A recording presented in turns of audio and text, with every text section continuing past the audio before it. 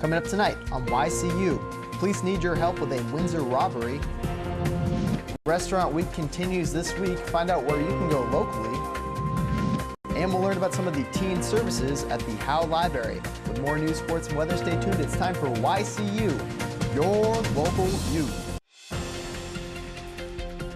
Now, your daily digest of the Dartmouth Lake Sunapee region and central Vermont. News, sports, weather, public affairs, and all that's happening in our area. The news on YCU, your local view. Good evening, I'm David Carmichael. The Windsor, Vermont Police Department is currently investigating a daytime burglary that occurred in the town. WNTK reports that among the items that were taken were multiple items of sports memorabilia. Anyone with information is urged to call 802-674-9042.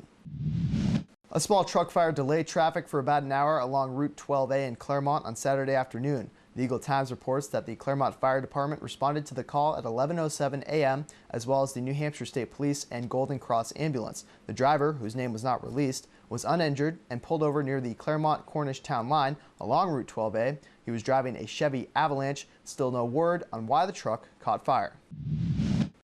The MV Kearsarge is heading back out on water after sinking at the Sunapee Town dock earlier this year. The restaurant ship was badly damaged, but since has been completely renovated. The MV Kearsarge will take its first sunset cruise on Lake Sunapee next Monday night. Tickets cost about $60 per person. For more information, visit mvkearsarge.com.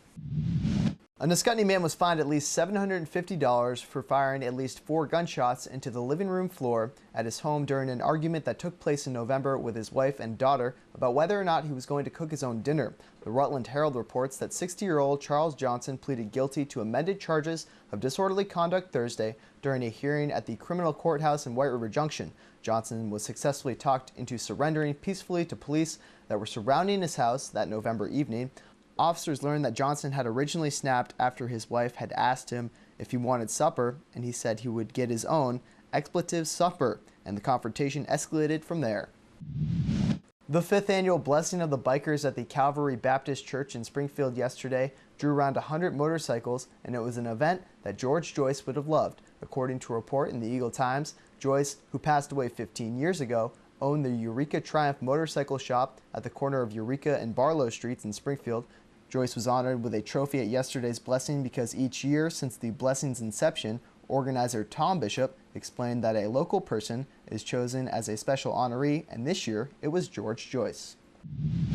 Kentucky Senator Rand Paul will pay a visit to the Granite State on Monday. Senator Paul is scheduled to attend a GOP fundraising dinner in Concord. He will be joined by Republican National Committee Chairman Reince Priebus. The event is already sold out. Paul is considering a run at the White House in the next election. Governor Peter Shulman is set to sign an aid and dying law today, less than a week after the State House gave it final passage. The law will take effect immediately, but several hospitals say it will take them a number of weeks to set up internal procedures for handling terminally ill patients who want to take advantage of the opportunity to have the doctor prescribe them lethal medication.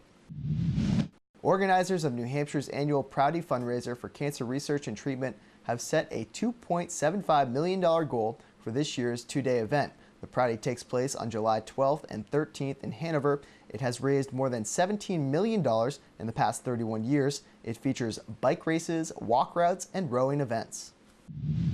Law enforcement agencies throughout Vermont are participating in the National Highway Traffic Safety Administration's Click It or Ticket campaign that starts today through June 2nd. State, local, and county law enforcement officers will have high visibility and high crash locations. WNTK reports that nearly half of the 77 fatal deaths had occupants that were not wearing seatbelts, and many of those tragedies could have been avoided simply by buckling up. The upcoming Highway Visibility Enforcement campaign is to remind drivers and their passengers that law requires them to wear their seatbelts. The New Hampshire State Senate is set to vote this week on a heavily amended version of the House-passed medical marijuana bill. Among other changes, it strikes down a homegrown provision advocates say is crucial to provide timely access for patients who have waited years to use medical marijuana. The New Hampshire House will vote on Wednesday on whether to legalize one casino in the state. A special House committee has voted to recommend the House kill the Senate bill to legalize up to 5,000 video slot machines and 150 table games.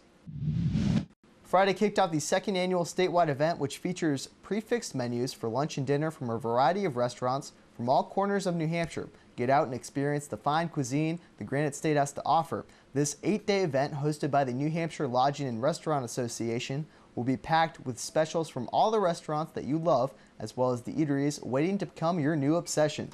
Make a short vacation out of your culinary adventure by taking advantage of these specially priced lodging packages. After the break, we'll meet the Director of Business Development at R.C. Brayshaw & Company, a marketing company based out of Lebanon and Warner. The YCU News continues in a moment.